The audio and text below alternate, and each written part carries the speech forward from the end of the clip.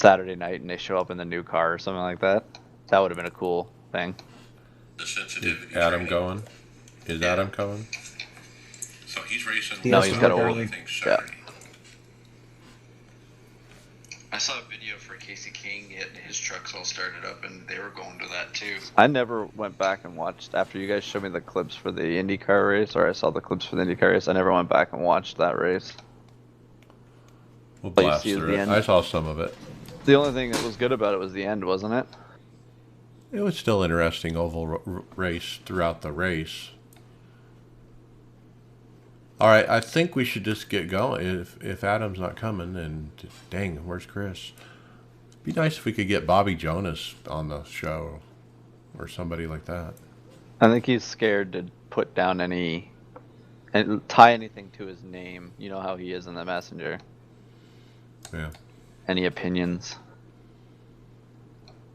All right, let's roll when you're ready. David, hit record.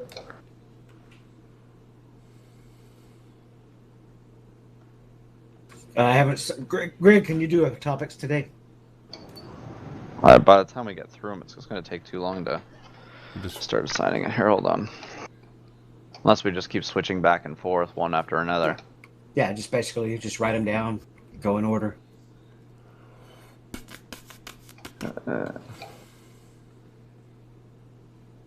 Unless one makes sense to give to a specific person.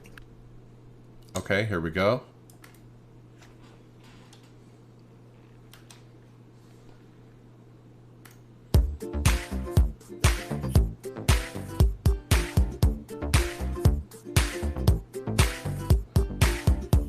You're listening to the iRacers Lounge podcast, where we discuss everything iRacing in a casual setting. Enjoy. Welcome to the iRacers Lounge. I'm your host, Mike Ellis. iRacers Lounge is a podcast for the iRacer, where we talk all things iRacing in a casual setting. Joining me are the usual characters, David Hall, Hello? Greg Hectus, What up? and that's it. All right. Nice turnout, guys. All right, let's jump into it. We don't have a guest today. We have tons of topics, but I think we'll jump right into NASCAR Pro Invitational. I guess let's talk the pre-race. Saturday night, our podcast one-time guest, Fast Pasta, takes the win. Anthony Alfredo. Did you guys get to see the pre-race? I saw his Twitter, him posting a whole bunch on the Twitter, and I was pretty excited to see him. He was so pumped up about getting a win for it too. It was good to see. I cheer for him, and I've been following him on Twitter for a while, and it's nice to see him, keep getting these things. It is, and he was genuinely happy, like you said, and he treated it respectfully. What was interesting was on the final turn, coming to the checker on the white, he almost lost it, and there's a replay that NASCAR put up on their Twitter of him having to turn that car hard right to catch it after he gets loose in turn 4 on the final corner. Nice save. But, I watched part of that race and thought it was pretty good. Other news that came out that day on Saturday was Jim Utter from motorsports.com reported first that the eNASCAR series would conclude with the finale at a track known as North Wilkesboro. And we did get that confirmed during the Sunday race when Mike Joy announced it on the Fox broadcast. I guess let's talk about that first before we get into the other stuff. What do you guys think about North Wilkesboro? It hasn't been released to us, and it won't until the next release, I understand. But it looks like the NASCAR guys are going to get to run it early. It's good to see. It'll be good to see, as maybe a test session for, if there's any bugs for it. But it's going to be, nobody's seen that racetrack since they last raced on it. So this is like the best thing to get all kinds of eyes. It's hype and everything. I can't wait for that race. Yeah, it's definitely going to be interesting. I can't remember in my past watching a race from that track. I mean, I think I might have, but I just don't remember it. And I wonder what, kind of memories are going to be dredged up when I see it the first time, like you say. It was long closed before I started watching. I don't remember, like, I don't even remember the fact that Gordon was the last winner of the track, but for me, until I saw some of the visuals of some of the things. I guess tonight they're showing a thing on Dale Earnhardt Jr.'s Twitch about how they recreated it, but I don't even remember how that track looked. Yeah. I do recall Jeff Gordon being the last winner. That rings a bell in my memory for some reason. But yeah, Dale Jr. is having a movie that they put together. I don't know how long it is. It comes on in about 25 minutes from now on his Twitch, apparently, is where they're going to broadcast it. Pretty cool. NASCAR also put up a promotional video on their YouTube, a little 25-second clip showing some of the past footage of the North Wilkesboro compared to the iRacing version and so forth. I'm just excited for, because we've had a lot of NASCAR tracks that are just getting updated. They haven't really, Roval was technically the last big thing that they've given us, but it's been a while since we've got an actual NASCAR track new one, right? That's not just an update.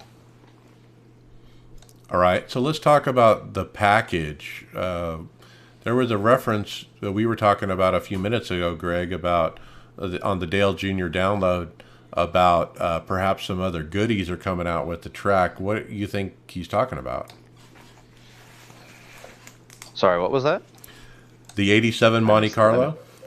Oh, okay, yeah. So there was some hints at a possibility of there's something like you were saying, goodies that were being added to it. So could it be, some people are speculating that it could be the 87 Monte Carlo to kind of go with that track, maybe just a different look at it. I would guess if Dale Earnhardt was involved, I'm guessing he picked something that would be retro like that if it was a car. But I don't know. Do you guys honestly think it might be a car? He has that car. He's been restoring it this spring and last winter. So he has his uncle working on it, and he's been covering that on his podcast, if you recall. Yeah, I mentioned that earlier, and we were talking about it on TeamSpeak, and somebody's like, well, that would mean they would have to take it apart and weigh all the parts. And it actually is taken apart and being put back together. So it's possible. Well, and, Dale Jr. is the one who made this track scan happen. It wouldn't have happened without his, facilitation, so to speak. And I wouldn't be surprised if, he told iRacing, hey, you can scan this car too as part of it. Now, the other question I have, in 87, if it's an 87 Monte Carlo, would it have been a Ford? It would have been a Ford and a Pontiac then, right? Or the other two that battled with them? Maybe. I don't remember. I can't remember all the manufacturers that were in on 87. Maybe even Obviously, Dodge. that was the year I was born, so. Well, it might end up being something like the street stock or the national car that just comes from one brand. Maybe they'll do it where you can have multiple different front ends or something. I don't know. But that'll be interesting to have a new car, too, if that's what's going to happen. All right, let's back up to the race. One of the big highlights, lowlights maybe you want to call it, is William Byron dumping Landon Castle for the lead. What did you guys think of that move? Man, from Landon's point of view, I saw his in-car camera. It looked like he got dumped from his point of view. See, the racing that week at Dover, even on our side, I felt like this could have happened a lot of times. I mean, William could have backed up the corner and done it, but who's to say if he backed off, maybe he might have gotten run over. I don't know. It's William. There's no consequences of what they're doing, so that's probably why they're doing these types of things too, right? Yeah, and we'll get into that a little bit later about the consequences. Yeah, I don't want to be contrary, but I look at that and it looks like he came down. So, Well, he did blocking low, but William already has his fender in there before they even get to the corner. So Yeah. So like if David and I would recognize that on our spotter lights and everything like that would show that somebody's inside, you know, if you're going to cut down in the corner, maybe you're free game, I guess. Or there at that point, there's nothing Will can do. He's already there, he probably doesn't even have time to react when the guy does come down. yeah, Landon, probably, you're right. He probably should have realized, he's on the inside. I can't turn into the corner here. I'm going to have to go up through the middle. And obviously he would have maybe lost one or two positions instead of being spun out. So sometimes the consequences of what you do don't really add up sometimes. And then they did a radioactive, which was pretty good, I thought. Fox Sports put together a radioactive, about the driver chat and stuff. And it's interesting, the drivers are still talking to each other and stuff. I thought that would kind of be shut down after what happened with Kyle Larson, that everyone would be afraid to talk. But they're not. They're still kind of talking to each other and stuff. Yeah, Denny wasn't too happy with somebody. All right. And then other post-race stuff that came out, we heard from Adam Stern that no money has changed hands in this series between NASCAR, iRacing, and Fox Sports. There was no contract. It was just a verbal thing. Hey, we're going to do it. And so nobody asked for a payment or money or anything. So kind of cool that came together like that. Except for the drivers taking money from sponsors. Well, of course. That's on their end. It's no different than who knows what money's being passed around in the Coke series and things like that too, right? Personal sponsorships. But I see it, there may not have been money that transferred, but how many subscriptions has iRacing got since? Like this, even if it cost them a little bit to do this, they've made money back. Oh yeah, big time, because of the increase of exposure is priceless, really. And NASCAR was in the forefront NASCAR and iRacing were being covered on national radio show or national sports coverage because it was the only thing that really could happen at the time. Well, and you had legitimate reporters reporting every day on iRacing. Like, what? You never saw that happening, did you? Right. And then the stats came out for the week. 903,000 viewers. That's down from 1.2 million at Dega. But Dover was still the second most watched sports event of the weekend and number one for the 18 to 49 demographic, which is what NASCAR is craving. I don't know if you've noticed it seems like some of the people that have come into iRacing too seem a little bit younger. If you notice, some of the splits have felt a little bit younger with the crowd that's in there. Yeah, we're running with some kids who are up in the 3,000 I rating and actually know what they're doing. Good on them. This is something that iRacing took advantage of. Obviously, we're in a tough time right now, and they took advantage of it for helping out. They helped each other out. NASCAR and iRacing worked as a team to help each other out, and IndyCar and any of the other sanctioning, the World of Outlaws, all the things that they did was just there. Yeah, there was some negative points to it, but I think all in all, it was a positive growth that we wouldn't have seen in 2020 without it. And we've had some criticisms of it, and we've had some media. We've criticized it ourselves. We've seen some major media personalities criticize it, but overall, I think if you were to say, did they lose more or gain more in the big picture? I think they gained more. Yeah, I agree. And it is a little sad to see that a couple of the teams are pulling out of the final race. Yeah, we got a list here of who's not participating, and the teams are Penske, Hendrick Motorsports, and Ganassi, and then Daniel Suarez. But to see three big teams like that step back, boy, I think that's saying something. Well, and I think like for me, like I don't know if you guys saw it the same way that I was talking about it. It feels like it's a PR and just to save themselves for one last, not don't let anything happen in the last week type thing before they go back. Yeah, we're going racing. Let's not do anything Kyle Larson-ish to screw that up, right?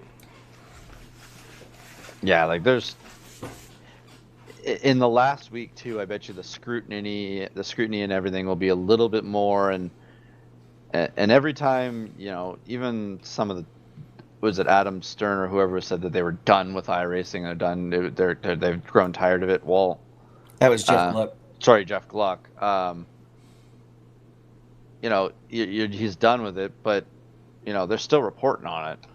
So you got to take it for what it is, right? Like you got to be careful. And I can see Hendrick Motorsports. They got some young drivers, and they're trying to keep them going. And maybe, who knows? We could be speculating that it's that, but it could be maybe they have obligations the week before. Maybe they're getting, they got training or something to do to get ready for the race. Yeah. One more weekend before they go back to the grind too, with their family. Can't wait. I mean, that's going to be tough on them for this season, and it's going to be interesting to see twice a week races. The no practice, right into the race. Yeah, it's going to be great. The other thing is, I wanted to say that I've been very critical of the officiating of this series. I think Dover, the officiating was better than I've seen in some of the other races, as far as when cautions were thrown and not thrown. It seemed to appear they were throwing cautions when they need to. It wasn't like cue the circus music like we've seen in some of the other races. So thank you, iRacing, for changing that up. That's a hard track. It basically has walls on both sides of the track surface. There is no runoff area besides the end of pit road and the starting of pit road, right? Right. So when something happens, it's a mess, right? Yeah, but a couple of weeks ago, they were not throwing it when there was a car sideways stopped in the middle of the track. Yeah, completely stopped. Yeah, it was pretty bad. You're right. It's a growing pain thing. Like, they're learned lessons. Like, obviously, who knows, this has been a good thing that they've done, but it's something they've learned and probably got data and things that they're figuring out. Maybe it's something that they were just trying. Who knows? Yeah. So let's switch gears to IndyCar. And this one kind of left a bad taste in my mouth, especially at the end. I mean, I thought it was a good race up until that point. And man, Lando Norris is the real deal. I mean, I thought he was going to get his ass handed to him here at the Oval, but he showed he put in the hours throughout the week getting ready, and he was on point, guys. He was fast. He was competitive. He was leading near the end. He was the car to beat until he got taken out. But before we get into Lando more, let's talk Ferrucci and what he pulled off at the end of that race. So as they come around for the final lap, chaos ensued. People were wrecking people trying to get to the lead, and it ended up at the final straight. Ferrucci and one other guy, I forget his name, and Ferrucci, the other guy is going to win the race, okay? Ferrucci's in second. They're kind of side by side. And as they approach the line, I think Ferrucci gets this idea that he was going to wreck the leader and turn into him as a joke or whatever. Right at SQ. Yeah, right at the start finish line. But he mistimes it, and he turns into him before they even get to the finish line, puts them both into the wall, and somebody else wins the race. What a freaking joke. Well, and it's, there was accidents twice within, 2 spots, right? Like, it didn't look good the way that they had it coming to it. And then once again, someone else capitalized and take the win. McLaughlin capitalized and takes the win.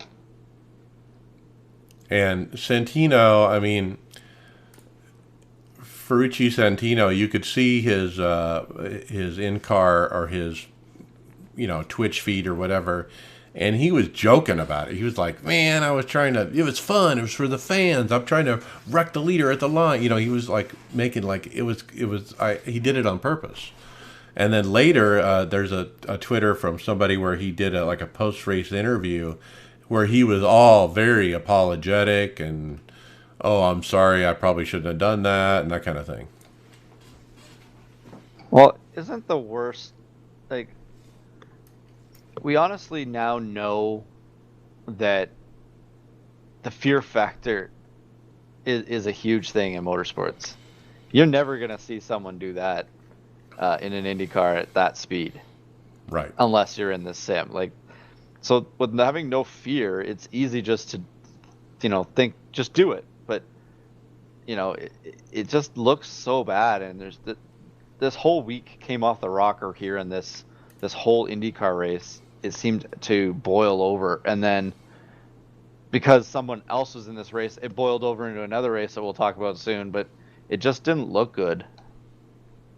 So let's talk Lando. I mean, before Ferrucci incident at the end, Lando was leading after some other incidents, and he got caught up in a previous lap with Simon Pagenaud, and Simon ended up wrecked. And it was a racing incident. It wasn't really Lando wrecked Simon or anything like that. But on Simon's Twitch feed, he's indicated while he was on pit road, "Where is Lando?" kind of thing. "I'm going to go find Lando." And sure enough, he went back on track. He was going really, really slow out of 3 and 4. I think it was turn 4 near the pit entrance. Probably about less than half speed. And as the leaders came around, he kind of maneuvered himself to be right in front of Lando. And Lando couldn't miss him. And Lando Norris plowed right into him and ruined his race. Yeah, any regular iRacer does that. It's a vacation automatic. And this is the whole thing we're talking about. Like, the standards seem to be starting to change depending on what your name is and what you bring to iRacing, right? Well, it's disgusting to me. We take this iRacing seriously. All of us do. And we race for the sport of it, and we don't treat it like a video game. And so when you get these professional racers going on, national television and turning, our sport into a mockery, and that's what they've done, it's embarrassing. It's embarrassing for iRacing. It's embarrassing for motorsports. I thought Simon Pagenaud was one of those guys who took it seriously. He's been wearing his freaking fire suit while he's iRacing, and for him to do that, I was shocked. I thought he was above that, and lost a huge amount of respect for Simon that he did that. Well, don't you find it ironic that when Scott Speed did that intentional thing, they wanted the book thrown at him, but now we're here and it's like, oh, it's okay, it's acceptable, right?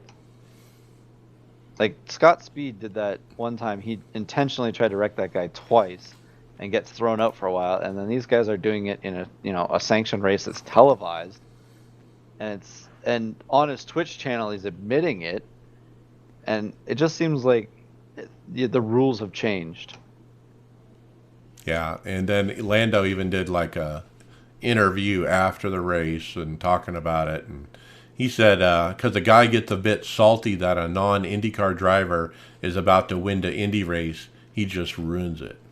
And so he wasn't real happy about it, and I wouldn't be either. It was total BS, to tell you the truth. Well, and I don't know, from some of the things I listen to, like the F1 crowd, the F1 fan overseas is a little bit different than obviously us. Over here, we kind of look at F1 one way, and F1 looks at NASCAR and IndyCar another way from their point of view. And this right here doesn't help that view of it, right? Like the overseas, they see oval or the NASCAR is just guys running around us, in circles, and IndyCar isn't as popular, so they don't, it's like a wannabe F1 racing thing. And then the F1 guy, and we we think sometimes the F1 can be snooty or things like that. These don't help perceptions of racing, right? In both sides. No, not at all. And like I said, I really didn't like it. The people on the forums didn't like it either. Other iRacers. There's several forum threads about it. I found one where one iRacer here, I thought he summed up what everybody is feeling really well. So I'm going to read his post. It's Michael Smith 41 from California. He said, quote, "As a fan, I'm pretty disappointed right now. I really liked the first weeks of racing and saw some good racing at times, but it's become clear to me that a lot of these guys don't have a good moral compass and just aren't people I'd want to race with. You ever hear the saying, don't ever meet your idols? I think this falls into that same category.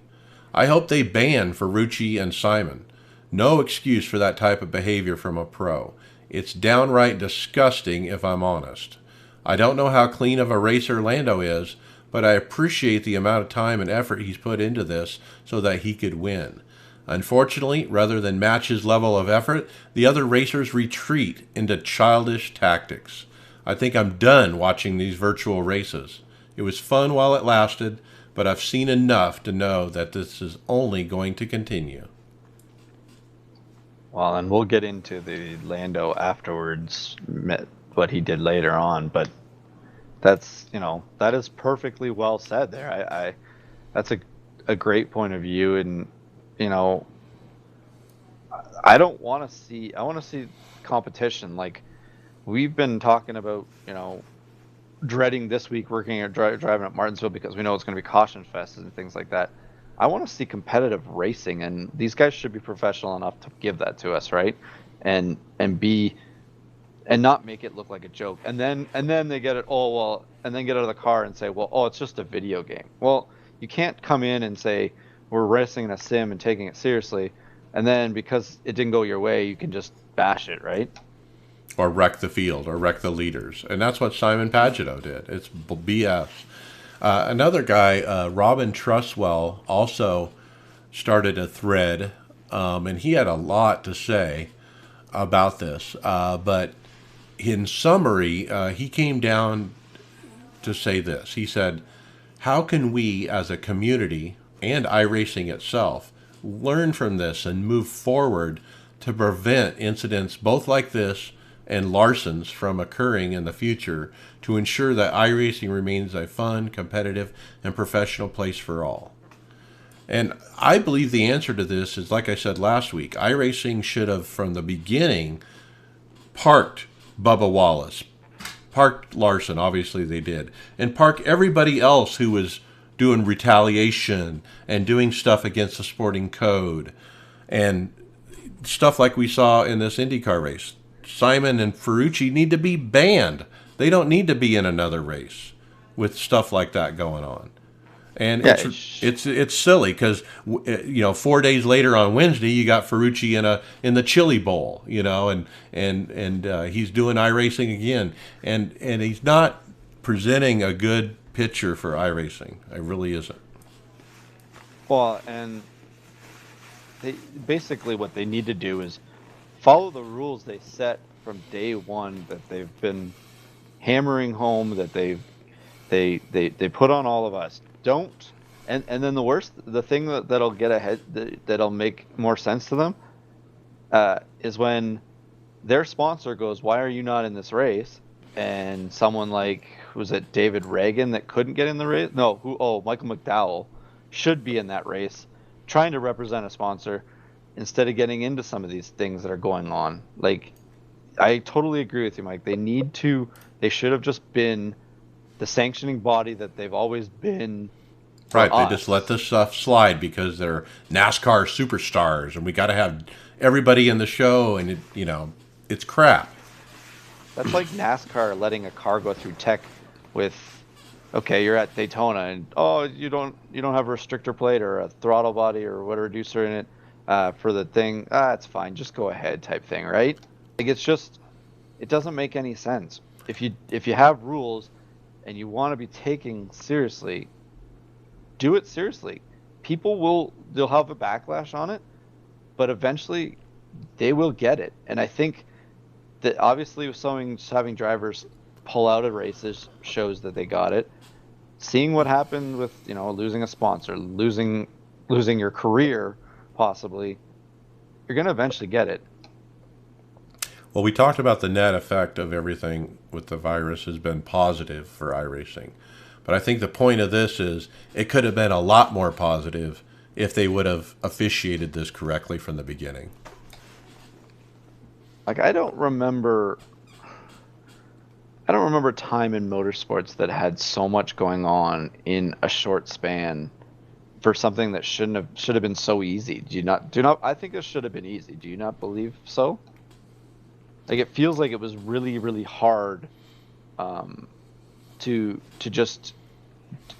go smooth with this. Like, I get the technical part and doing all that stuff, but I just feel like for professionals to just get on a sim, drive a car, and then get out, like, it should have been easy and a PR bliss for them. Yeah, but the problem is when Bubba and Clint Boyer start going after each other and they don't park them, that's the freaking problem. They should have parked them. They need to nip this in the bud. So when Ferrucci's at the last lap of the IndyCar race, he doesn't think, oh, I'm going to turn this guy and we're going to go across the line upside down. I don't understand why Ferrucci did that. He had the pull. I don't know if he might have got to him at the line, but it would have looked really good, and that would have been a great moment for the end of that race. And instead, what are we here, arguing for another 10 minutes over it extra? It's crazy.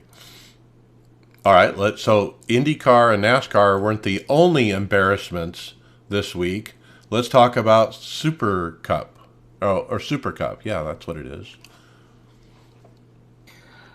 Well, I didn't see anything listed on here that looked particularly embarrassing, but it looked like No, I'm sorry, David. I think I meant to say the supercars, but I'm going out of order, am I?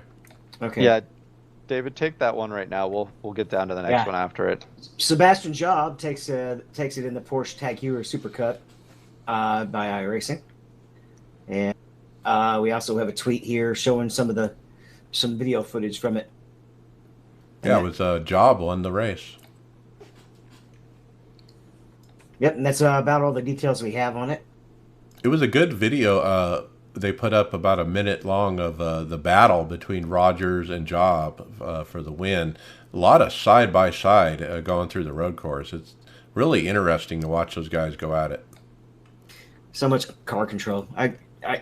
You get guys at my skill level, and we usually crash if we try to do that for very long.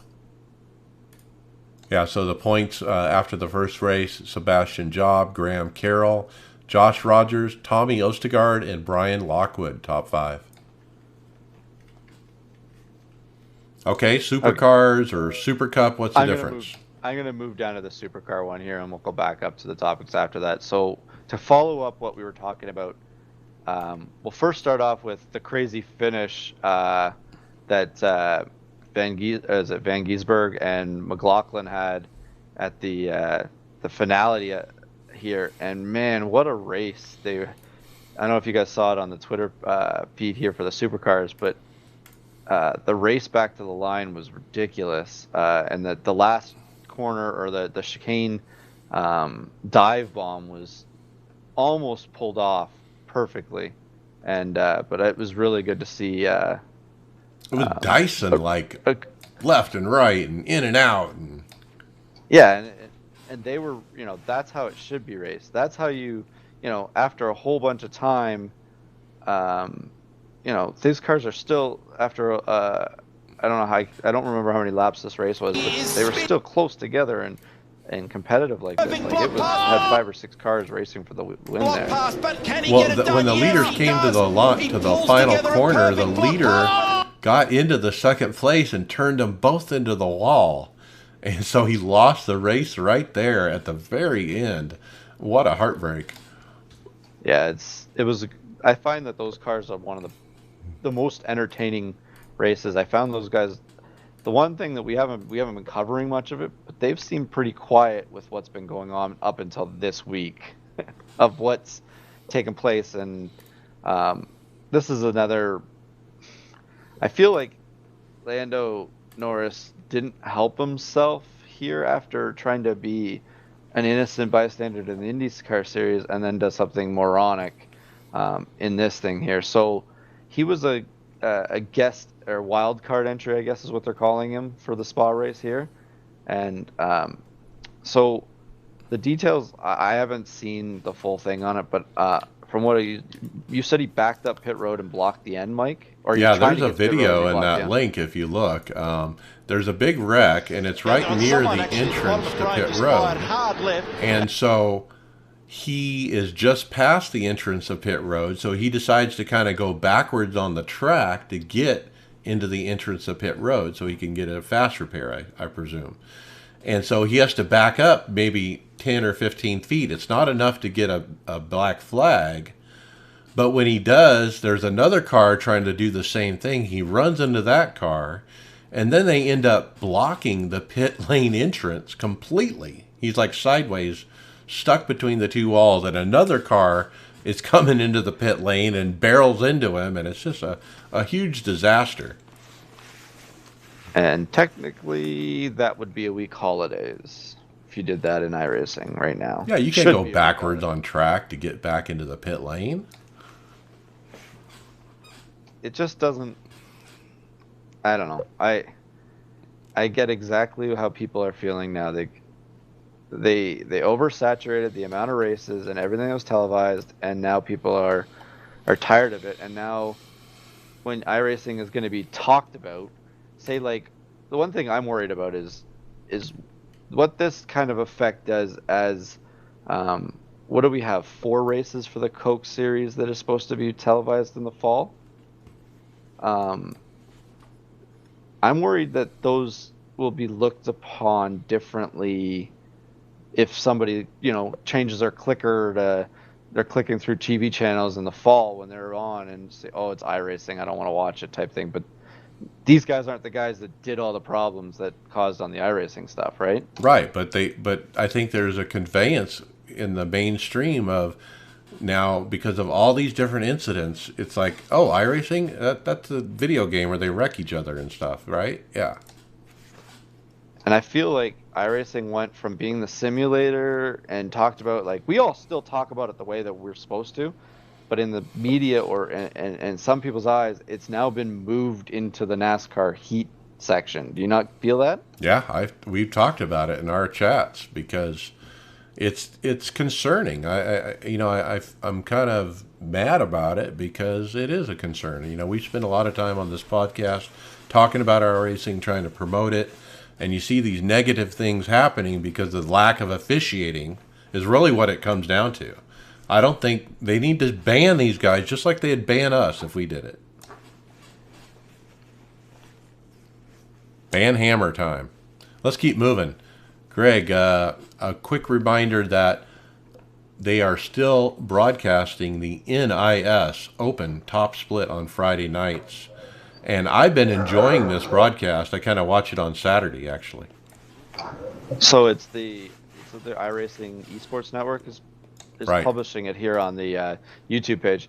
And man, the quality of it looks really good. I haven't tuned into it, but it looks like it's being being represented very well in this. The broadcast is good. The quality, the team announcing, I don't know who they are, but they're really good. This wasn't one of the races Adam was in, was it? Could be. I don't know. But that's what I've been kind of looking at him for, to kind of check his races. Adam actually missed most of Dover because he was building his new rig. Oh, yeah, that's right. He would have missed this one. Yeah. But there's a lot of Coke drivers in these races. They run it as a test race kind of thing, I think. And as you look through the running order, you'll see a lot of familiar names. Some good racing. I mean, if you guys want some quality product, this is it. And guess what? There's no officiating. It's an official race.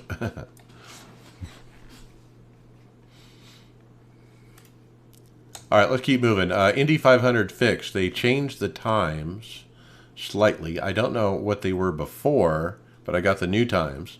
They said circumstances have dictated a change in the schedule for May 8th through the 10th is the fixed Indy 500. The first attempt is Friday, 9 p.m. Eastern, then Saturday, 9 a.m. Eastern, Sunday, 9 a.m. Eastern, and then Sunday, 1 p.m. Eastern. Wasn't it 2 on Saturday and 1 on Sunday before? It looks like they moved a time slot first to Sunday. There's probably some conflict with Porsche or something else. I don't know. Well, next week, that'll be interesting next week because that'll be the. I guess next week could be considered an off week, will it not?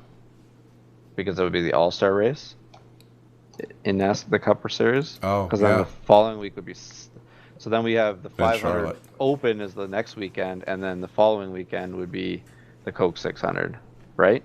Right. Okay. David, the BMW Sim 120 Cup. So this Sunday, we're going to have a race at Nuremberg GP. At first, when I saw Nuremberg, I was like, no way I want to do this. But the GP track is actually really fun. So it's 510 is Sunday, right? Make sure I'm not getting my days mixed up. Yeah. Yeah, so 510 is Sunday. It's just like the other races that have been in this series. They're running 120 minutes. You got to run 2 drivers. It's starting sim time at noon. It's starting 1300 GMT, which is right now, -4 for Eastern time. So 9 o'clock in the morning Eastern time. And it's going to be the BMW M8. Setup is open. The top split prizes are 1,200 for first place, 600 for second, and 300 for third. Wow, cash. For an official race, that's pretty cool. You think you can run it, or do you have that car? Yeah. I've run one with a friend, Jack Delmage, once, I think, and me and Richie from Elite Rest ran one of the other ones. I think it was Daytona. It'll be the same time as the Sunday morning NIS, so it'll depend. Well, but this is, it'll depend, I guess, on if I get a decent finish at Martinsville or not Friday night. Right, if you get a top 5 or something, yeah. Okay. All right, Greg, boxers or briefs? Oh my God! So when you're not the fastest car on the track, so you have to resort to some mind games to keep the competition behind you. The iRacers.com Twitter page posted an image with a stern sentence saying, "Which one of you was responsible for this?" But it's a picture of. I'm guessing they're trying to be Matty D when he first showed the day he was first time he wanted to race in his boxers. It's the whole pit crew in just their boxers doing it, and With red hearts on them. man, it's creepy because the skin with the suit kind of looks like leathery because of it. I was thinking Hannibal Lecter. They're wearing a flesh suit. Oh yeah, that's a really good freaking analogy on it. Oh, but Their legs look kind of thick, right? Clarice. it's funny that they're getting ready to service the IndyCar too. But yeah, I can appreciate it. Someone definitely took the time and created something really well. So whoever did do it, I don't know if somebody actually said who did it, but it just put a whole discussion of some of the different things that people have put for suits in it, or for pit crew outfits, and it's good to see. Now, Ray Alfala replied on Twitter saying it was definitely Casey Tucker who did it. And I can neither confirm or deny, says Casey. And Jarl Tian. That's an admission right there, isn't it? And then Jarl Tian, another Coke driver, he said, working from home pit crew, maybe?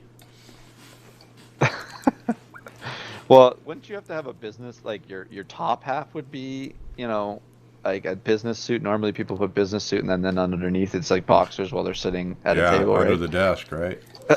You know, they're thinking about safety though still because they're wearing the helmets, but they forgot the mask. No, face mask, right? So how about the pace car, race car?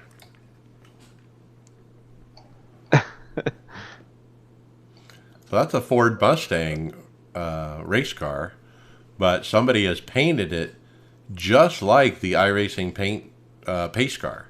So it's got the same pace paint as the pace car. That's a tongue twister, and it kind of you have to do a double take because when you first look at it, you think you're looking at a picture of the pace car. I kind of like both these topics because both of them are really interesting thinking of what they're trying to do there when they paint something, right? Like, so you're running on the track and you come upon this car in front of you. Do you all of a sudden say, "Oh," you hesitate and hey, am I supposed to be behind it or wait?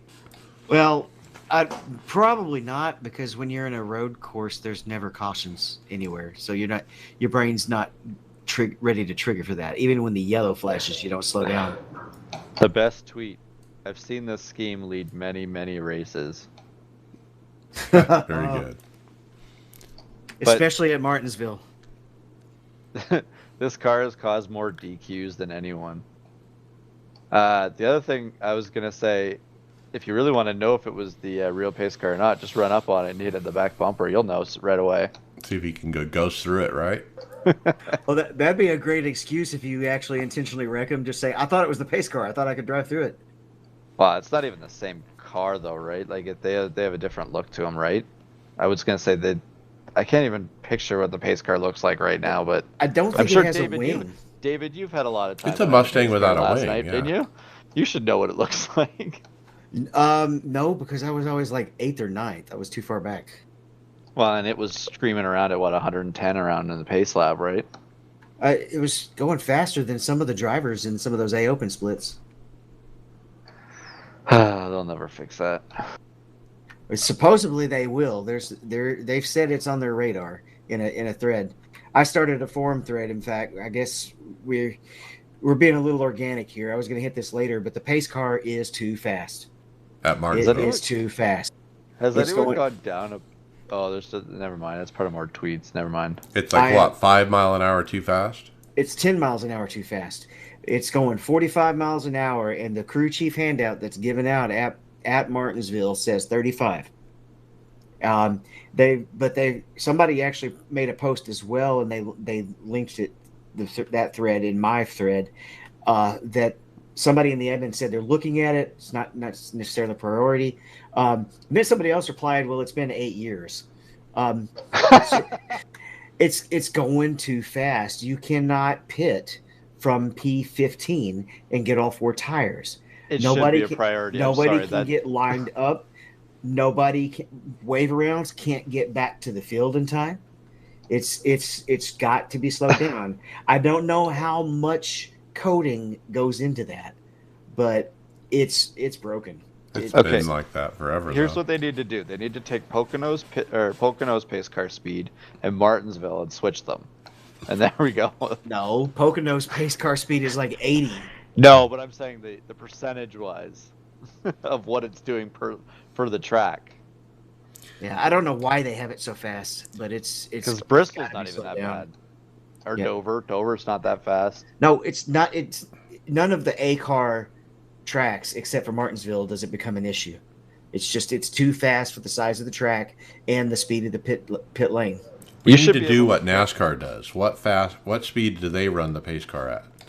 Like I said before, the pace car speed on the crew chief handout is 35. Well, there you go. So it's broke. And if the Pro Invitational race was racing at Martinsville, I bet you $100 it'd be fixed. Well, and you should be able to make a pit stop with tires and not go a lap down. That there shouldn't be any problems with that. So what did I tell the team before we ran? I said, if you're 12th or farther back, do not take 4 tires under any circumstances because you will lose a lap. And that's why. Yep, I've just been I was just taking two, or just pulling in to fix damage and clearing everything. And by the time I landed in my pit, the pace car was 9 seconds behind on relative. Yeah. Forget about damage. Yeah, it's impossible. Let's keep moving. Not if you don't take tires. If you skip tires and fuel, you can get a little bit. You can get about 15 seconds or about 11 to 15 seconds per stop. Teammate Tom will get 5 minutes worth done on it in Martinsville, I bet you. All right, so we had Snail Racer Annie Hall. Annie was I forget her last. Annie Hall. Oh, you're gonna get Larry mad at me. Watch it. It's Annie. Rabbits. She got a podium the other day in one of her videos. That was interesting. She's getting real kind of aggressive out there, going for. It's interesting to see her progress. Yeah, and especially she's getting really familiar with that car, that Skippy, which I can't stand because I watch her go into those turns, and if I take a turn like that in a sports car, I'm going around. It's wild how they can sling that car around. They're actually going to start running GT3s, I think, next season. But we have about once a month they put on a community race, and it's basically a lot of people who watch the videos and hang out on their Discord and visit with them. And we're running at Spa with the MX-5 TCR and GT4, and it's going to be broadcasted this time around on GSRC, which those guys also do a lot of the Majors Leagues broadcasts.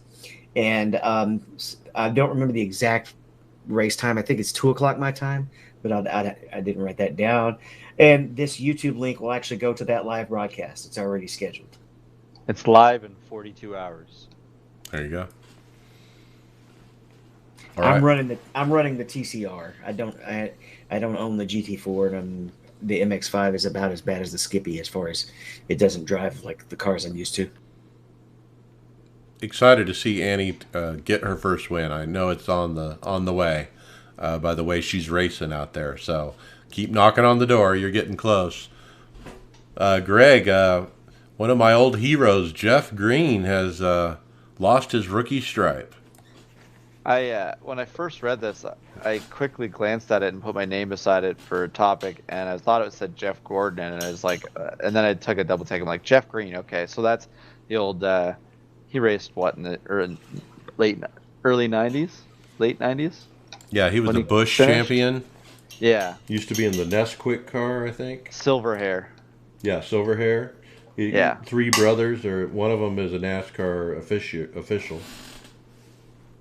Yeah, so he lost his rookie's license and is now in the D class ovals. So look out for Jeff Green. I never would have thought Jeff Green would ever be on iRacing. I wonder if it has to do with the virus and the Pro Invitational and all that. Well, even Kenny Wallace got on it. Wow. I don't think I was ever going to talk him into doing it or anybody, but you know, he's still running dirt cars like crazy up in the Midwest. So, yeah, didn't he do the Snowball Derby? Cool. Well, on Wednesday, I think he was involved in it. All right, let's talk about the new Martinsville. We got some updates, including lights, and we got to run under the dark.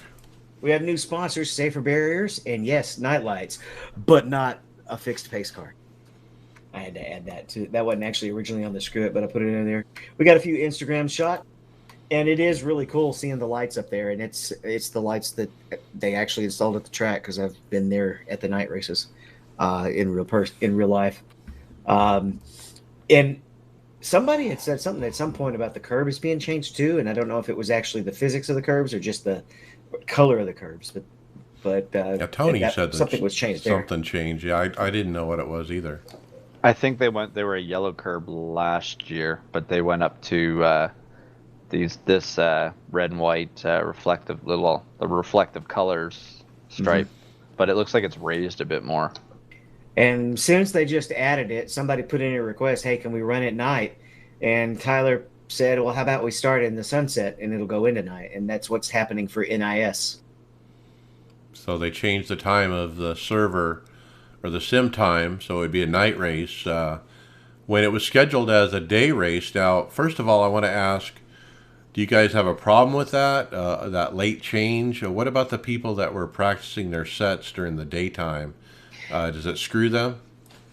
Only a little. It just makes tighter. Okay, you're not going to completely. I don't know. Maybe I'm wrong, but I'm not good at sets. But Hey, I ran the David. A opens, and David, it was huh? here's a good question. Mike, did it affect you that it changed with your No. practice time? It's like 90% of the NIS crowd then won't be affected. Oh, no kidding. Yeah, there you go. No, I liked it. Uh, I thought it was cool at night. I it had was no definitely problem a with little it. faster. It was definitely a little faster and tighter. But other than that, it wasn't that different, and it visually looked cool. Sorry, Mike, I didn't mean to throw you under the bus. No, that's okay. I did walk into that without any practice and got a top 5. Yeah, I know, which is like you've been doing that week after week. Yep. All right, let's talk season 2, patch number 8. Holy cow! They did a release like they've been doing almost weekly now. Should we say this is the last one now? Last patch before the build? Because you ain't going to see any more after this. Well, notice the NASCAR racing is stopping as well, and that probably is why we're going to stop seeing builds. Because they're not changing these tracks because they're going to race out of next week. But anyway, the big change was the qualifying conduct scrutiny system has been re-enabled. So we talked about this previously. Apparently it didn't work and they must have turned it off. But now it's back on. And it's going to prevent unrealistic preparation exploits. Generally speaking, officials expect a driver to pull out under control, get up to speed relatively quickly, and complete their qualifying laps in a timely and controlled manner. This must be implemented because of Porsche. the heat.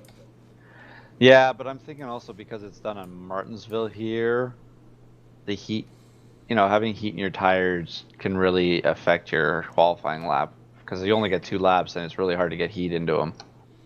Well, I remember reading somewhere that they're implementing it only at certain top level series. I think it was C and above. If I remember somewhere, I thought he posted on the C truck that they were doing it there, and I think they were doing it on the Porsche series as well. I know I don't know if it had been implemented or not, but I know one time I had spun out on the checkered flag lap and reset, so I had not taken the checkered flag, so I couldn't actually complete another lap. So I just tried to see if I could get it to give me a warning, and I wasn't able to. I haven't seen a warning yet, but I I don't haven't usually even fool seen around. anybody complaining about it warning either. Usually you'd have a forum post or something about it. Right, I haven't seen squat. Okay, we got a nice video from Landon Castle. We were going to cover this last week, but we ran out of time last week. This is him talking about how he learned the Nürburgring for, it was a 12 hours or is it a 24-hour race? I think it was 12. 24. 24? Okay, so 24. Nuremberg is 24. Okay, so he posted a very detailed breakdown of how he learned, learned with VRS and stuff, learning how to drive the Nürburgring, which it's a tough track, and I really like the way he showed how this was all done and stuff. It was interesting that he was using VRS's telemetry on a YouTube thing. He must have had maybe okayed to do that, but maybe it's a good showcase for them to get some people to purchase VRS as well. So either way, but this garnered about almost 1,000 views, and good for him to just talk about how you learn such a difficult track. Because I know, David, you said you were trying to learn it, and it took a while too for you. Yeah, I'm still really slow there, and luckily the guy that was needing drivers didn't need me, so I didn't run it. I was 30 seconds off his pace. This is a fascinating video if you want to learn how to learn to be a road course driver. He tells you how to analyze, how to figure out braking points, to look for landmarks, to pick a landmark, corner speed, looking at data like VRS data. if you're new or if you want to learn how to run, this is very valuable, because if you don't know how to practice or don't know how to, you just go out and run the course, you're not doing it right. You got to do it like he's doing it, where you really analyze what you're doing. You look at your corners, you try to determine how to make them better, and that's how you get better. And I'm really bad at this, and I watched part of this video, and I was impressed. I was like, wow, I really need to sit down and just analyze this. Yeah, I am. This is starting to turn into a VRS commercial, and we're not getting any money from them. In fact, they're getting my money. One of the best things, though, that comes out of my subscription is, as I'm learning a new track, I'll go watch the video. And those coaches will tell you about each corner, a good mark to use, and you can see the throttle trace. They can tell you if this is a good place to get hard on the throttle. Like we're at Sonoma this week, and I've never run the IMSA cars there before. So one of the really important details to learn about Sonoma that I didn't really know about going through the back stretch section with all those soft curves is to not come all the way off the throttle, because when you do, the car gets too far forward and it loses its handling. If you stay at about 20% throttle and then the car's handling, it doesn't turn loose on you. And I would have never learned that if I had not watched that video. I just put in a second link that we got just a couple hours ago, if you guys want to look at it, of the new Landon Castle video for this week, and it's how to save tires at Dover. And boy, this is on my watching list for sure, guys, because you know me, I need to learn how to save tires. I'm horrible at it. And if I can learn something by watching Landon, I'm going to definitely do it. So I'll be checking out his video later tonight for sure. Is it just me, or does he have one of the coolest brand logos as well? Yeah, so his little name logo thing, yeah. It's pretty cool. He's only got 147 subscribers on his YouTube channel. I thought, wow, you think he would have more than that, but... Okay. Well, speaking of Dover, we talked about this last week, and we got a tweet from winner Nick Ottinger where he received his miniature version of the Monster Mile Trophy. Well, and the funny thing is here, Nick tweeted this, but he has it right next to his SimSeat, and then SimSeats retweeted it, asking, I think, if he would let Miles sit in the seat at all, and Nick said it only for a second, and then I had to get back in. My thought is, Nick, you need to take a better picture. It's a pretty crappy picture of it. It's all dark and it's kind of hard to see, but he's just trying to show it next to his rig, I guess. He had his flash on, but he probably didn't have any lights on in the room. And I was also looking to see what paint job the car had. I can't tell if it's his paint job or not. It kind of looks like it's not. I think it's a generic car that was on it. Yeah, it's not. I don't think it's his, because he runs Logitech. It's just the Dover 20 car that they would have been for 2020 that they put on the trophy beforehand, and then at the end of the race they take the size and put the right one on. Like, I'm sure if Nick went and could get one painted up, it would probably a 1/64th would fit in there perfectly. Pretty cool. I'd love to have one of those trophies for my office. Very jealous, Nick. Pretty cool. Before we get on to the next one, what is your guys' favorite trophies in NASCAR? The Bristol one. The clock. I think the Texas with the two pistols is kind of cool, or the boots for the other race, right? They have pistols for those one. Those pistols and are boots nice. For the other. Yeah. I've been to the Penske Museum in Scottsdale, Arizona. He has a dealership there, but he also has a museum where he keeps a bunch of his old Indy cars and that have won the Indy 500 and stuff. But he also has Rusty's Wallace Cup car he won Bristol with, as well as the Bristol Trophy. And that trophy is like a traditional trophy, it looks like a cup, but it's huge. It's like, you could put 10 gallons of beer in it, and drink it like a cup. It's this massive, massive trophy. Anyway, moving on, we got an article here from RCR Racing, Richard Childress Racing, talking about how their paint schemes make the journey from the track to the simulator. And it's an article they put up on their website about John Dragonetti, who is a painter in iRacing. I've seen or heard of his name before, but he is an iRacer who does painting, and he actually does all the paint jobs for the RCR guys.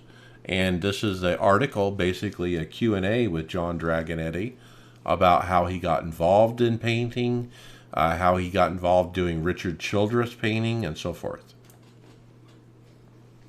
It's such a, there's different aspects that this is all brought out, and this is just another aspect, because each week these guys got to get, have their cars with the sponsors and represented properly, and these guys in behind the scenes that are doing it are the true ones that are getting it done, right? Like, we have this week has been a big week on our team for painting. Bobby Jonas, our painter, has been doing a lot of stuff, and I know David's been painting, and so has Tom. It's one of the really cool aspects to show there's your talent, but also just show your personality on a car too, if it's not one that's a specific sponsor.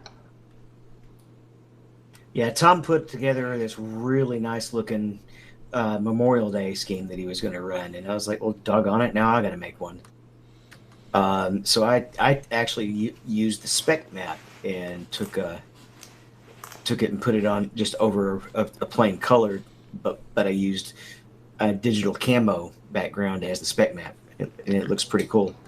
Now, Mike, I don't know if you said this, and is he the actual guy that creates these ones for them, like in real life, for the Richard Childress? Yeah, too? if you read the article, he does say that some have made to real cars as well that he's painted. So, because I was wondering, they all got painted pretty quick when they came over to the Pro Invitational, and I know some of them are out there, but they're not completely accurate. I wonder how many of these teams use their actual guy that does the stuff on the computer that converts it to the race decal, right? Right. I don't know what software they use, but I know Bobby uses a vector-based software, and he's definitely our best painter. So it's probably a similar skill set, and they just have to use the correct template and make sure it fits on that car instead of the real rendered 3D car. When the Pro Invitational started, I wouldn't be surprised if some of the teams had to go to trading paints to get their paint on such short notice. Probably pretty quickly. Some of them, yeah, you're probably right. I mean, some of these guys can, like Bobby Jonas, can, if he spends time on it, he can turn around one in one night. Yeah, but I mean, if you're looking for, if you're Brad Keselowski and you need a Miller Lite car, you can find one. You can find one of every generation. Right. All right, we got a shout out, David. Yeah, I was running. I don't remember which track. Oh, it was Spa, Le Mans. Le Mans was at Spa, and I had a viewer, Jimmy Boomtown, hang out with me for almost the whole race. Unfortunately, as I was talking to him, I short pitted and turned left up too far at the pit wall and actually hooked my left rear tire into the pit road entry, and destroyed the car. But it was nice having a conversation going for the whole race. Didn't he think it was his fault? He was distracting He thought it was you? his fault. No, it wasn't a distraction at all. I actually just was trying to, because I had a car running about the same speed as me that was being. But was he on your inside when he was trying to pit? No. He was a little bit. Oh God! Don't bring that back. No, I was just trying to get in and really make some time up, even in that little turn in, and I cut it too soon. Okay, housekeeping notes. We have show notes where you can click on every link we have. It's in the description of every podcast. Don't forget to send in your or story ideas to email at iracerslounge@gmail.com. Just send me a link. No other explanation necessary. We want raw links of anything iRacing related, guys, and we'll get it on the show. Don't forget, we're in regular rotation over there at the Performance Motorsports Network, where you can also find the Dirty Rubber or the Burning Rubber Radio show. And I understand from Chris Scales they might have challenged us to a race or something. Been thrown down. I think they're throwing a gauntlet at us. Oh, are we going to pick it up? I guess we have no choice, do we? I think we got to represent the lounge, right? All right, let's do it. So we'll take on Burning Rubber Radio. Let's do it. And the other thing I think I gotta add to our Facebook page too. I think I'm gonna collect all the guys' Twitch channels and anything. Most of us stream to our Tifosi page, but also we'll just put up our Twitch channel so that everybody can get them off the iRacers Lounge podcast Facebook page too. Yeah, we actually have that kind of those links are actually in the description of the podcast as well. So if you scroll down in there, you'll see links to everybody's personal either Twitter or Twitch. Okay, let's jump to hardware software. First, a rig review of Marco Zambros. Yeah, and glancing through the video, there's not a whole lot we can say on the rig. He does keep it covered when he's not driving. I guess really keep it dusting. It looks like a semi-cube wheel. He's got a huge boom for his webcam. And he actually has seat belts, and that's all we ever see in the rig. Yeah, it's a motion rig, though, if you notice. I was kind of surprised that he's on a motion rig. I didn't think he'd be motion. And he's VR, too. Yep. He's a pretty hardcore guy, right? He's a pretty hardcore guy. Like, I would think that he would have the best of the best, just knowing the way he kind of was. Yeah, and if you check the video later on where it shows footage of him, man, that motion cockpit is like jostling him around. I was thinking, boy, it's good he has seatbelts on. They might throw him out of the rig. I mean, it was really moving. I don't know what kind of cockpit it is, but it's very interesting. It's a very space efficient too. It's kind of like mine is. I'm squeezed in just basically the kitchen area, or not the kitchen area, the dining room area of my apartment. But that is the one nice thing about when you go into VR, you don't have to have the big triple monitor stands up. So he just has his TV up on the wall, which kind of doubles as a TV. Okay, and then talk about Dream Rigs. What do we got at Dream Simulation? So, if you want to rent a simulator, I think this was in Australia, if I remember correct. I'm trying to remember where this was last. Yeah, Australia. You can rent one as a group or to just train, I guess. I think they're really trying to focus on training somebody with an actual expert on this very sophisticated rig. Like, it's a complete custom rig designed to get the most out of your driving style, I guess. And you got someone in the back that can analyze the data, I guess. Right. Yeah, I don't know what kind of cockpit it is. It's full motion for sure, but 6 DOF motion. What do they say here? It's triple monitor, 6 DOF motion system. It's got a triple monitor, three 32-inch LED curve monitors at 144 refresh rate. It's a SimuCube 2 direct drive system, so at 25 nanometers of max torque. It's got Heiskenveld sim pedals, and Jinx shifter. So he's got the best of the best. Supported titles that they work you can test on is R Factor 1 and 2, iRacing, Automobilista, which is not, I think that's a new one that's came out, Assetto Corsa, Race Room, and then F1 2019. But they use software like Motec i2 Pro and Motec i2 STD with Z1 commercial software. So there's a lot of professional software for telemetry as well being used. trying to bring up. Pricing is $200 for 1 hour. Yeah, or ranging up to $1,500 for 4. and that, and they got different people. I guess was it Thomas Randall is the person, the engineer, I guess they're going to use, or they have Lee Holdsworth. Yeah, professional racing driver Lee Holdsworth.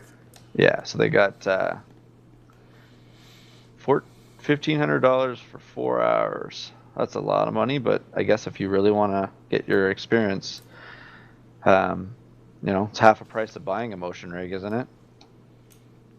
Yeah, it's crazy. And look at the gallery with the pictures of that beast. What a rig! I mean, it's a like you said, a really nice cockpit with all the best stuff, but it's on this motion platform that jacked up in the air and moves all around. It's crazy. It's basically trying to make you feel like you're the professional racer that they're focusing their time on, right? Like you're going to get in there, you're the one that's being focused on for that hour or 4 hour period, and that's your time. Okay. Check that out. That's in Australia if you're there. Let's move on to Raptor Tech Computers. This is a company that came into iRacing Drivers World Facebook page and basically said, hey, we haven't heard much about iRacing before, but we've been contacted by some customers who need some computers, and we hooked them up. And so they did a little homework and found out this is a big opportunity. He's asking about some questions, trying to learn about iRacing. He said, are many of you moving over to VR? How many use triple monitors? Do you use wired or wireless? And some other budget questions and so forth. He said he plans on creating 5 systems specifically for iRacing, starting at $700 price range. And they do have a Facebook page called Raptor Tech Computers. Well, and this is the best thing. This is right now very handy to come into this because there's so many questions out there. Is what will this run iRacing? What do I need to run iRacing? Like having different budget builds for specifications, can really help out these guys solve these questions. Like some of these questions that are being asked by new people coming into iRacing. It basically sounds like that's the very question they're asking. Is we're going to test it out and see exactly what you do need to run iRacing. So on their page, the most recent post is the best gaming PC ever, and I click on it, and it's $7,800. Holy cow! Well, did you see that video, the one I posted I think it was last night, of a guy just picking all the best parts off a shelf, and apparently the total of it was $8,800. Yeah, that's what this looks like. It's got the 2080 Ti. Yeah. So just another place to get your computers, guys, if you're looking to buy. All right, how about another rig review? This time Mitchell DeJong.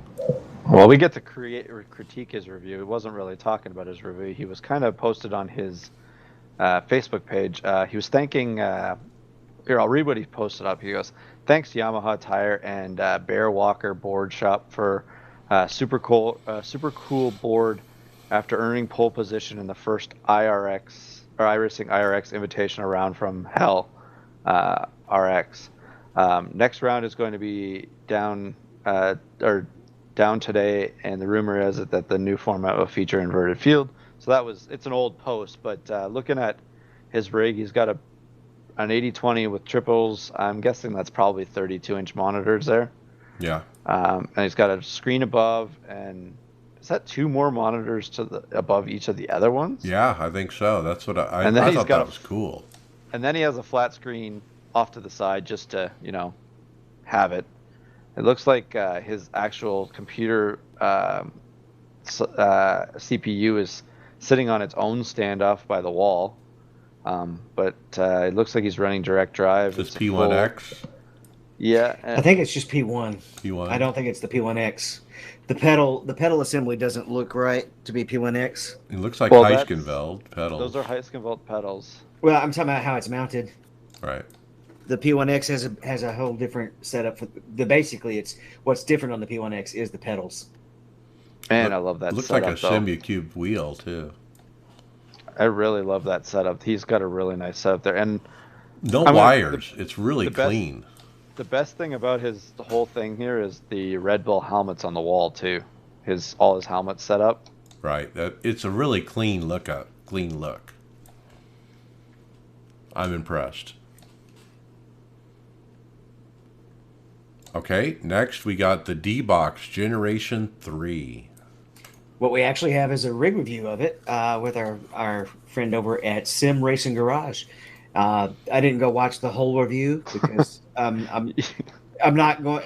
Well, I mean, You waste. That's a long. his review. videos. Well, no, his videos are great, and when you want to watch the whole video, is if you're going to put it together. Or you're buying Right. it, yeah. Yeah. Okay. So Yeah, I'm not agree. I'm not- He does I'm- great videos. I'm not buying it, so I skipped. And what's really nice, this is apparently something new you can do on YouTube.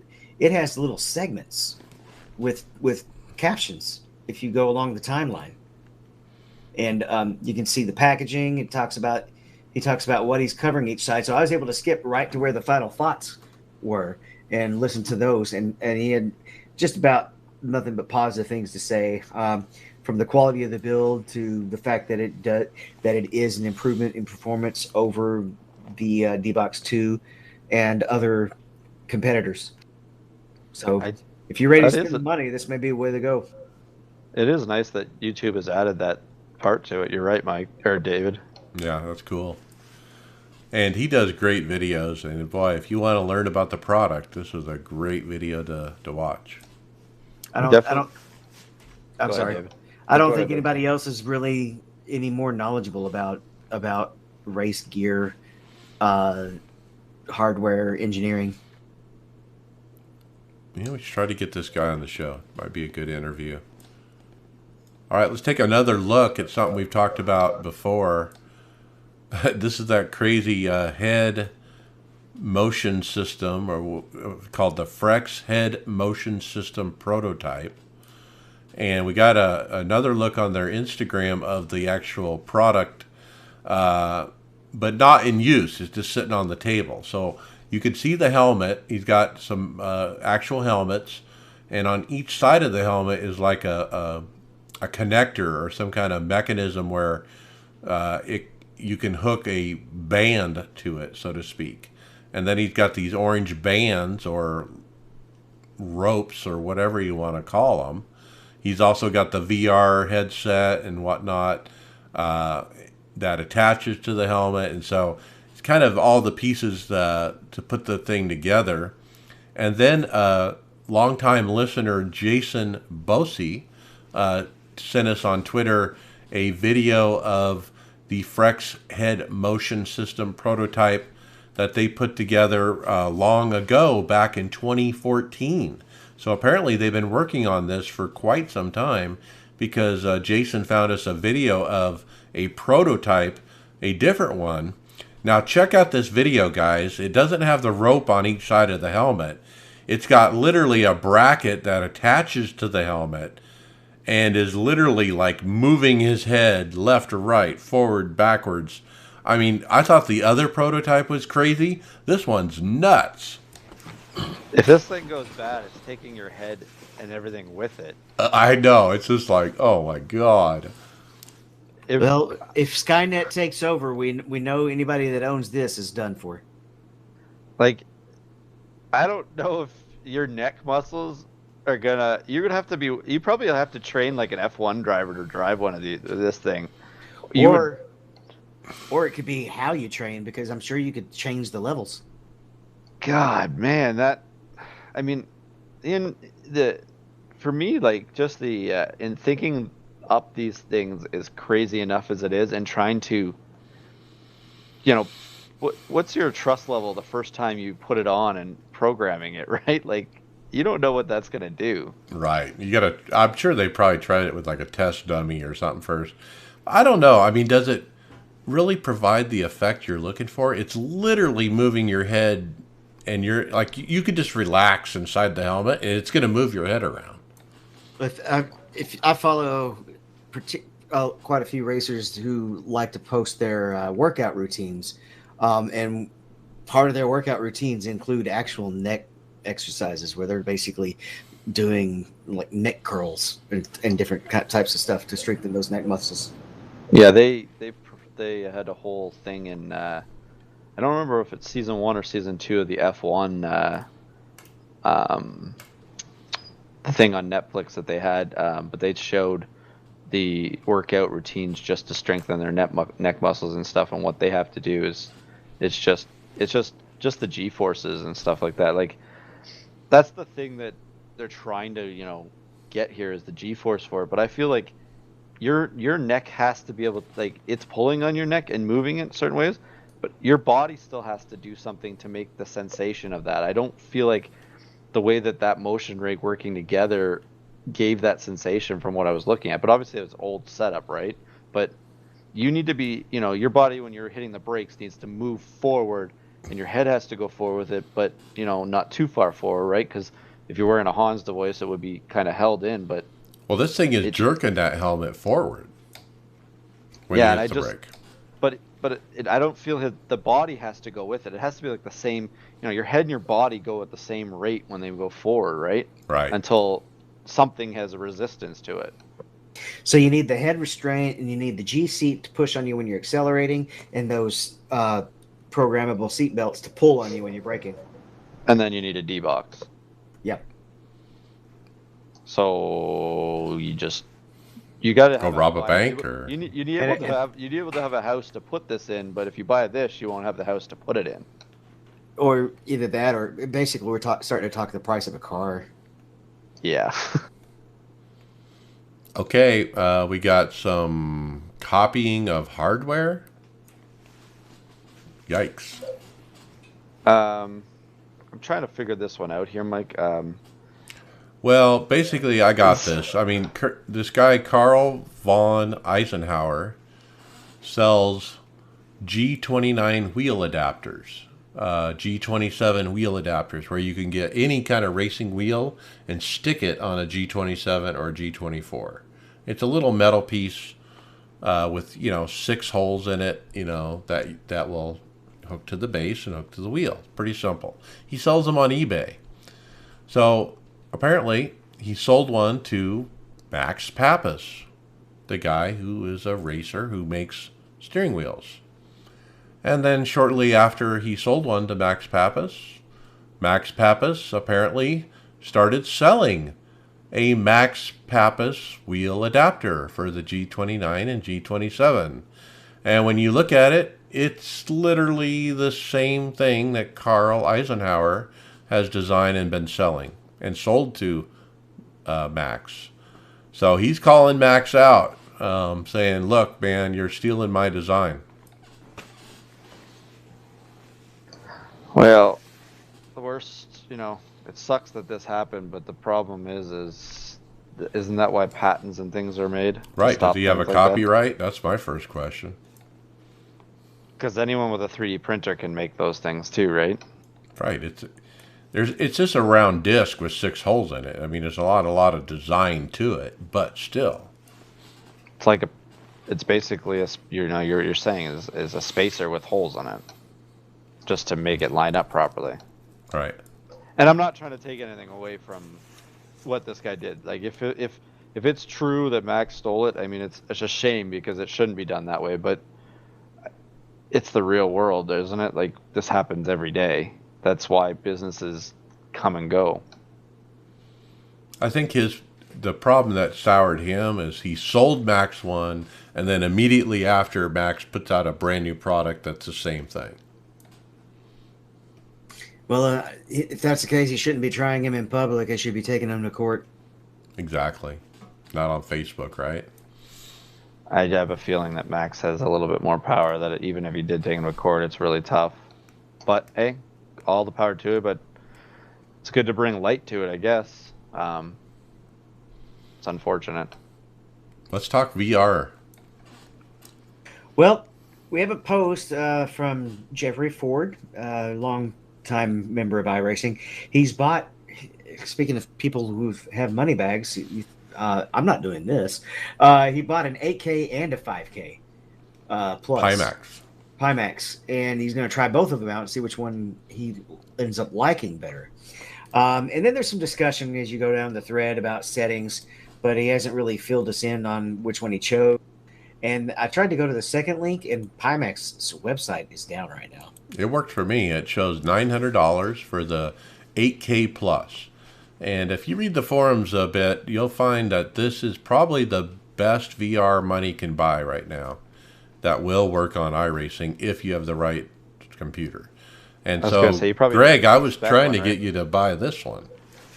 That's okay. I'm perfectly fine with the VR setup that I'm into now. Yeah, I mean, my Rift S is because of all the extra third-party apps that I'm running, particularly, it's barely keeping up. So this is the bomb apparently. $900. So it's amazing what they've been able to do in a short span of time, go from the basic VR setups to now 8K setups. Crazy. Well, remember, dual 4K. VR started all the way back in the 80s with Lawnmower Man. No, but you know what I'm talking about, like in this generation of what VR has become, because the hardest part of VR is getting people to get on board with it, right? They've had different phases of VR that, you know, some come and go all the time. It's not a consistent thing like a monitor to always have, right? Well, there's definitely different issues. There's the issue of comfort. There's the issue of being able to run the hardware. There's the screen door effect, which the Rift S has done a pretty good job of handling. I know the Rift was pretty screen doory, but I don't really notice it in the Rift S. So it's $900 for the goggles, but if you want the Index controllers or the Steam VR base stations, that bundle is actually $1,400. Well, I mean, you're obviously probably going to be a couple grand into a computer system or more to run this. So right. You might as well throw another $1,500 at it to run this. I mean, most of the people that run VR for iRacing probably don't use the other portions of VR. It's just for racing. Like I have a feeling I got my VR and I'm not even going to use it for anything else besides racing most of the time, or anything on the sim. I'm not going to use it outside of the sim. So you got the Rift S, right? Yeah, same as David. Cool. Okay, let's talk rig reviews. This time we got staff members Tony Gardner and Steve Myers from iRacing, both on Twitter showing off their new Chad Wheeler WR1 rigs that everybody in the NASCAR community bought. I want to know how many of these he's made in the last, or have been purchased in the last, what do you want to say, like Dozens, month and a half? I would say 2 months. But that's just a NASCAR. Like, I'm sure there's other people seeing these and purchasing them too. I don't know what their production is, like how quickly they can get them produced, but Steve Myers tweets pretty funny about he's so excited that he got his setup, and then all of a sudden his daughter looks like she's been won't let him on it. I kind of had that problem last night when I showed my wife with VR, so I understand his pain. Hey man, you could race some more if you get her into it as well. That's okay. She was driving around and I had to shift for her, and she did our Dover setup. She's like, "How do you guys drive this? It just wants to spin out." I said, "It's all takes time to get used to." So I wondered if they had to buy these or maybe they were comped, you know, and then I also enjoyed They're probably hood. write-offs. Yeah, maybe a write-off. Yeah, Steve Myers in his room where he has the cockpit, he's got a race car hood hanging on the wall with the iRacing logo on it, and it's kind of wrecked up in one corner. I'm guessing this is one of Ty Majeski's cars. Or is it the It's off the truck or something. The truck. It might be the truck. From the Eldora. I don't know. I'm trying to remember. That's pretty crinkled though. Pretty good. I'd love to that's have pretty good. that. I would love to have that too. That's a pretty good thing to have on the wall. Yeah, pretty cool. Let's talk. How about another nice paint job?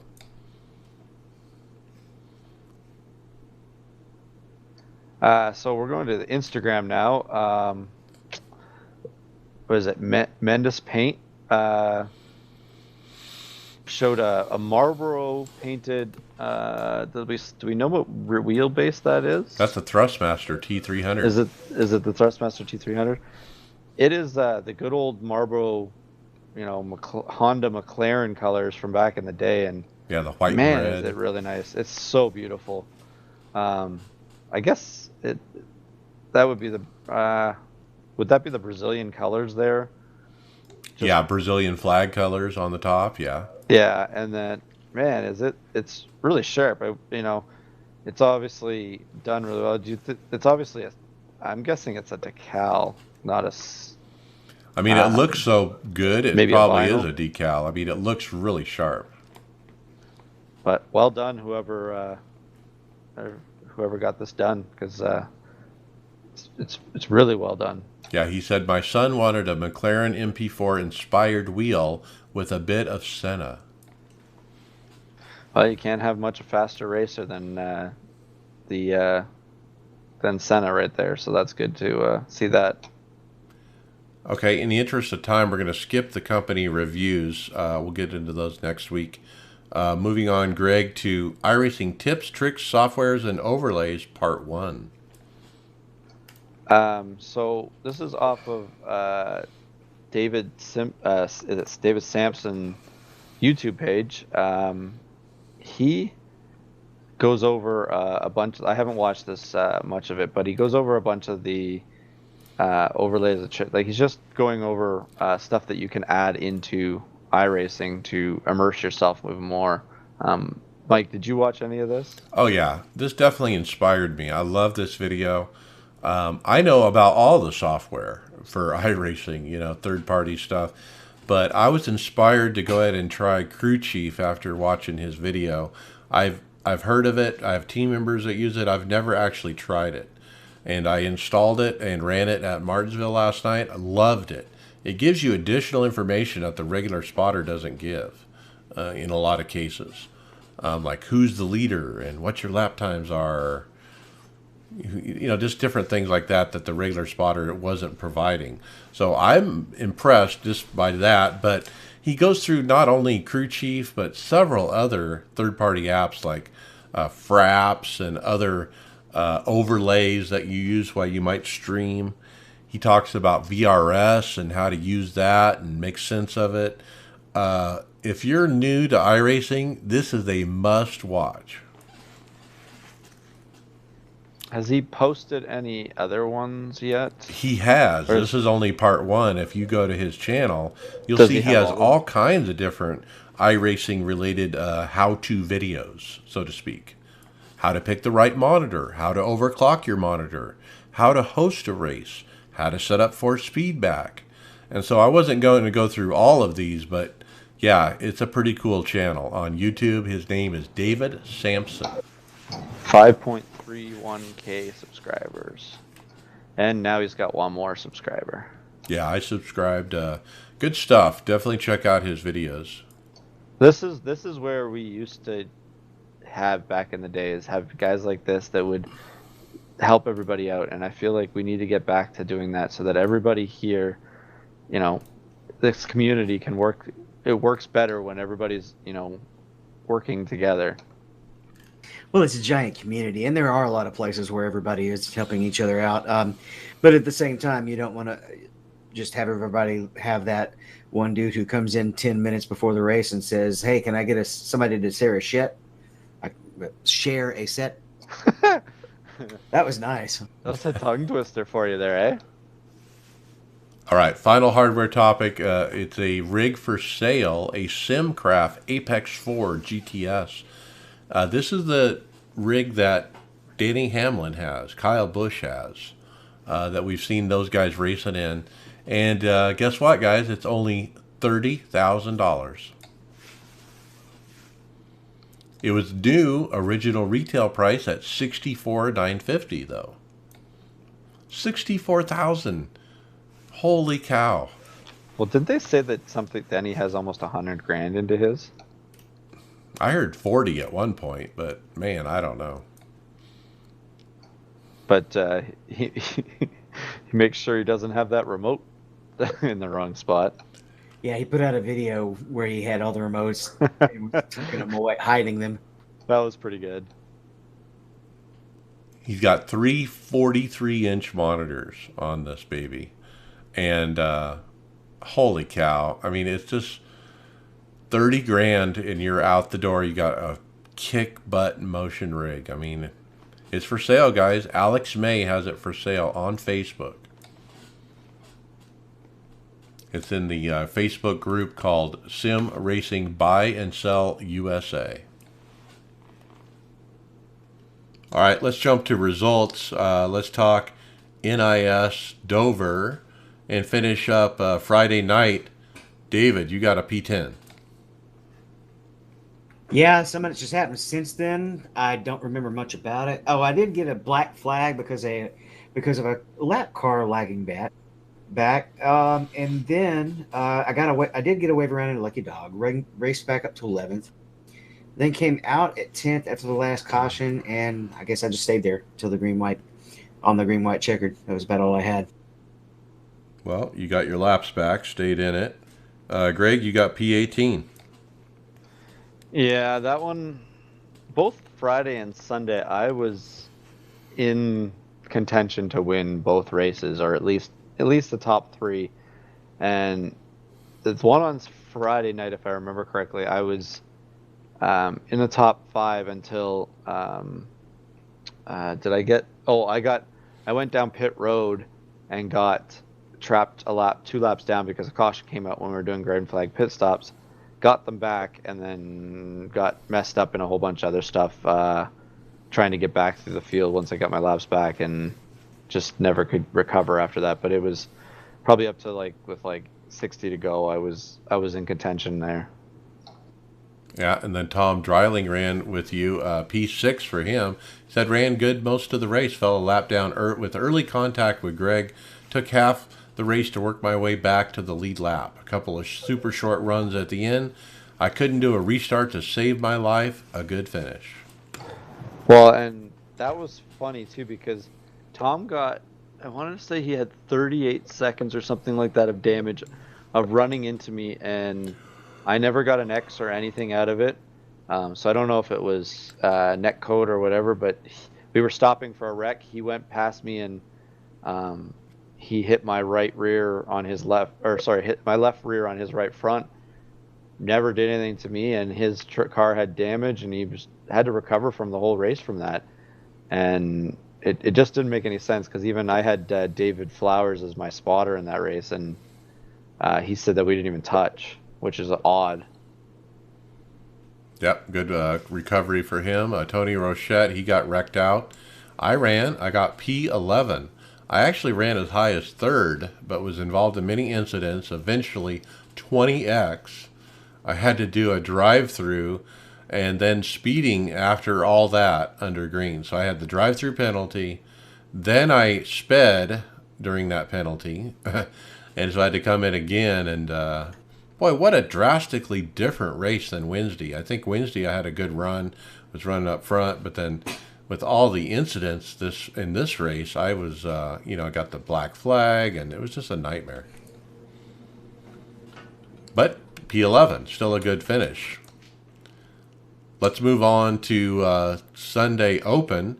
I ended up running because I didn't get my top 5 yet, and I was desperate for it, so I woke up early and got P4, baby. I was really happy with that. I ran top 10 all day.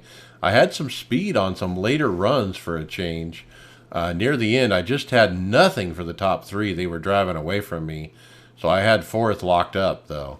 But, man, what a good run. I think that's 3 in a row top 5s in the last 3 weeks. And so man, I'm so happy to get a P4 out of that. I snuck away with the P13. I got punted early, got a couple of laps down, was able to get him back later. And I didn't know it at the time, but my mic had not been working. So no telling what I had spewed out during that wreck. Way later in the race, I'm trying to tell somebody that I'm trying to pit, and they can't hear me, and they're beside me because I had just gotten the lucky dog, and they didn't know that I needed to get down into the pits, and we had an incident there. That dinged the car up a little bit more, but then I was able to sneak away, I guess, with a P13 after all that drama. Okay, and then You had a lucky day after that. yeah, Tony Rochette, he said, same song, different dance, wrecked out. Tom Dreiling, he's pretty much quitting after all this. he's had a tough week. Yeah, Tom Dreiling, he had a good one. P3, he said, up and down race, started 27th, lost a lap under yellow due to checking on my gas pedal. He said it didn't feel right. Worked my way back onto the lead lap and top 10, hung in there most of the race, was able to work my way to third on the final 27-lap run. I'll take a top 5 after a bad week at Talladega. Then Greg, P12. Yeah, I was in the top 4 for most of that race. Again, I should have been up there, and then there was a caution came out, and I passed a car that was going slow, and I didn't realize that I had passed him. And I was, you're checking your tires and making sure things are ready to go for when you're going on a pit stop, and I just didn't look up at the box to see that I needed to let a car by before I went down pit road, and I got nailed for the passing out of the yellow. So that's a drive-through penalty, and then. David told me at the last second. It's the first time I've had that in a while, and I totally forgot that if you don't uncheck the tear-offs, it gives that extra 26 seconds. So I had that, and I didn't get it off in time before I got to my pit stall, and I was going 2 laps down, and the caution came out. And then right after that, I got loose underneath somebody, and someone trying to just avoid me ended up hitting the wall and coming down and wrecking me, and it just... Yeah, I got wrecked out of it. Should have had a better finish than I did. Okay, and then Sunday fixed. Chris Scales wrecked out early, 7 minutes damage. He didn't finish. It was a tough one to swallow. I also got involved in the first caution. I had 2.5 minutes damage, and I was down about 100 RPMs. I soldiered on to try not to lose too much, but I was only able to get up to 16th. But I've just had no luck in fixed. Every time it's just a mess. You just need to run A opens and leave fixed behind. Maybe. All right, let's talk this week. Wednesday Open, Martinsville. David, P14. Yeah, I started off at some point early in the race. Apparently my mic wasn't working again because I called out a guy towards the front of the pack. I was mid-pack. He spins his tires and his sideways, and everybody just comes piling in. And I actually got a passing under the yellow because I actually got shoved past somebody at the start-finish line in the wreck. And it took me a while to get that back, actually, but I did. I was running like P6, and I got hit from behind. The guy apologized, so I already forgot his name. And then a little bit later, I've been happy with the set, except I can't get on the gas with it. It rose the middle beautifully, but if you try to set up the run and beat somebody off the corner, it spins, and that's what happened. I self-spun when I was like 12, so I ended up 14th. Okay. I ran with Nick in my split, Nick Williams. Nick got DQ'd out. He not only got the black flag at 22 incidents, but he got to 27 and they parked him. And so he didn't get to finish. But I had a much better race. I ran P4. I got 10X pretty early in the race, like in the first 40, 50 laps. 2 of those 10X were actually my own doing when I spun the tires on a restart while running second. and it hooked left and then went right into the inside wall. Luckily, nobody hit me, and it wasn't too much damage. But after that, I stayed out of trouble and kept the car in one piece. Great run. There were 19 cautions in that race, man. Like almost half the race was under caution. P4, man, I'll take a P4. So happy with that. Hey, before we finish up here, Mike, I got some breaking news here that I just looked up. Uh-oh. On the forums page, this is just take it for what I'm getting at. It looks like there's possibility of it. It is 87 car or 87 Monte Carlo has been kind of confirmed, but I don't have all the facts on it yet. But there is a post in the forums here by Simon Woodson saying, in the video, I've just posted this up on our thing too. This is the Dale Jr.'s thing that we were talking about, bringing back North Wilkesboro. It's like they were modeling the car as it would be to drive the track in 1996. But it also hinted at on his stream that they were asking Junior about the 87 car, and Junior responded saying, "You guys are asking me things I can't talk about right now." So I don't know what that takes from it, but I'm gonna have to definitely watch this video and go from there with it. Man, I hope that's true. That'll be cool. All right, let's keep going with the results. After my P4, Tom Dreiling got wrecked out. Tony Rochette wrecked out. He said he got sick of the cautions, went to get a Martinsville hot dog. He had 29 cautions in his split. Ours was 24, and then he was like, "I got you beat." 29? Hold my beer. Hold my beer. That's got to be 150 of the 200 laps. Close. That's crazy. It's been from the first Monday A Open. It has been the worst racing since January. I mean, since last NIS season. It's just been horrible, bad. No patience, no car control. Everybody just dive bombs. Just no concept of control. I mean, or racecraft. Everybody's just like, I've got to dive bomb you right now on lap 2. We this afternoon, me and Tom were the only ones to make the race, and we made an over under on the cautions, and we set it at lap 2, on when the first caution would be. Both of our races, lap 2, caution. Okay, Chris Scales, he got P23. No, he got 13th. I'm sorry, 23 cautions was his race. He was 3 laps down because of a guy that didn't go on a restart and screwed a bunch of them. And he could never get him back. It was a big mess for him. Thursday Open, David, you got P16. Yeah, this was top split, and I really had about a 12th to 14th place car anyway. A lot of really fast drivers in there. I was car 20, I think. I got punted near around 50 laps to go when I was just moving down in to get out of the outside line for after a restart. That put me 2 laps down because he knocked me right across the yellow cone at pit entry. Got him back though, but I was at 16X at that point, and so I tiptoed. I really didn't even try to get near anybody. Okay, and then Tom Dreiling got P9.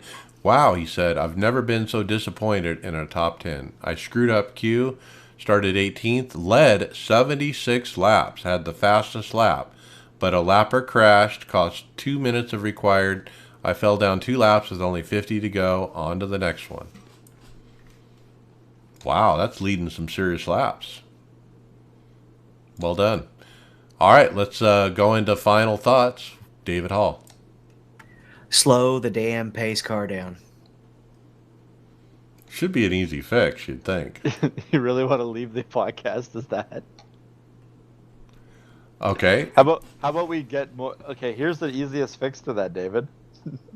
Everybody drive better, so that car doesn't have to come out on the track. Is that a title idea? Slow the pace car down? Yes. Okay, Greg Hector's final thoughts. I'm excited for this week.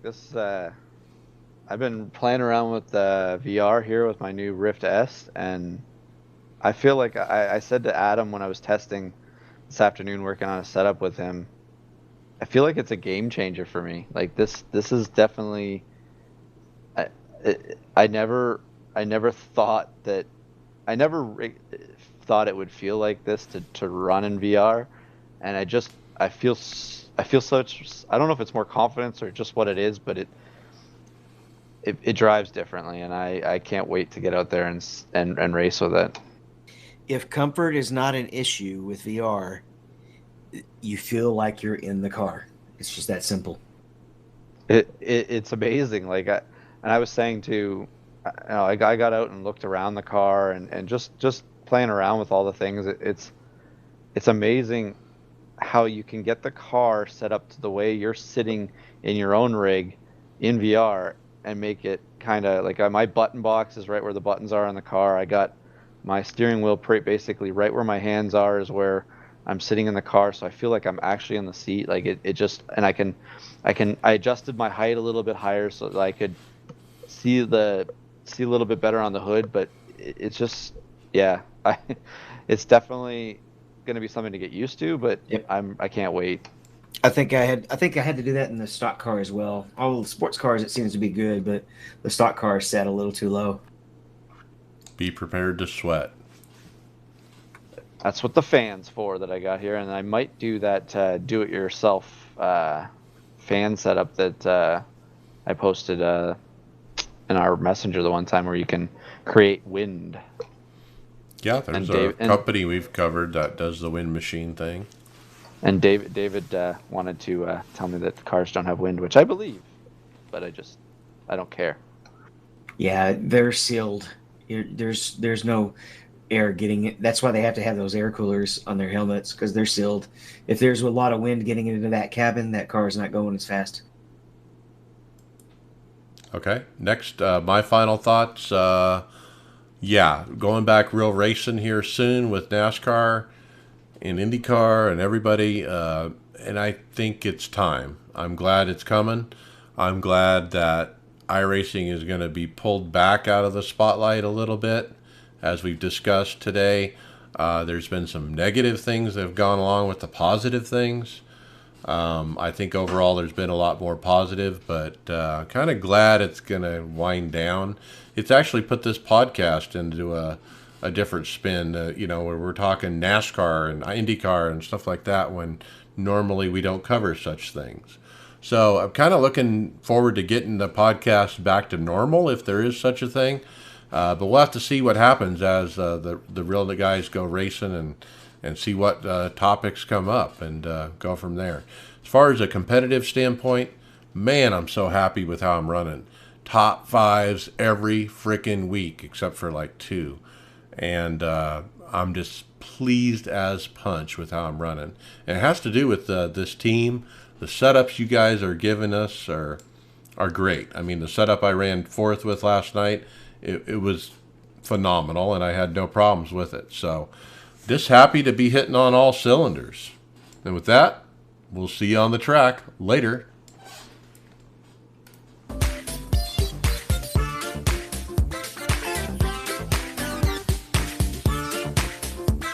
Thank you for listening to the iRacers Lounge podcast. Make sure to go subscribe to us on iTunes, SoundCloud, or Google Play, Facebook, and Twitter. See you on the track.